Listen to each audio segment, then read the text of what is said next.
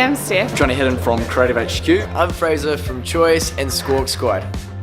The best career advice I've ever received is to do what you enjoy.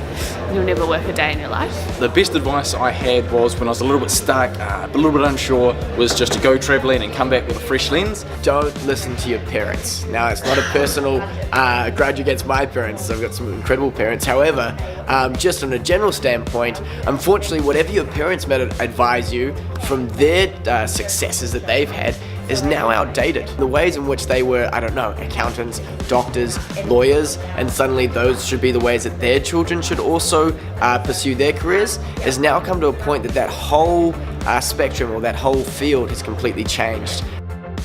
And the worst career advice I've ever received is probably marry rich. Is there a story behind that? No. And then the worst career advice was to quit as well if you didn't like your job. Fact is that you need to have a little bit of stickability. You're not going to always love it, so long as you're having a bit of fun while you're doing it. So you're saying the best career advice you got is to quit your job, and the worst career advice you got is to quit your job? That's right, Gwen. Under different circumstances. Under different circumstances. Just do your 2 years, and then I'll do what I want. Then I'll do the career that really excites me.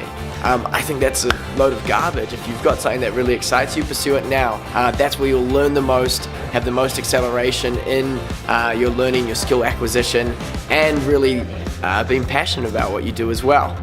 Good piece of advice. Don't be good at anything you don't want to do. Actually, it's a good piece of advice. Yeah, like printers. Pretend you don't know how to use them. No. And trust your gut. Trust your intuition.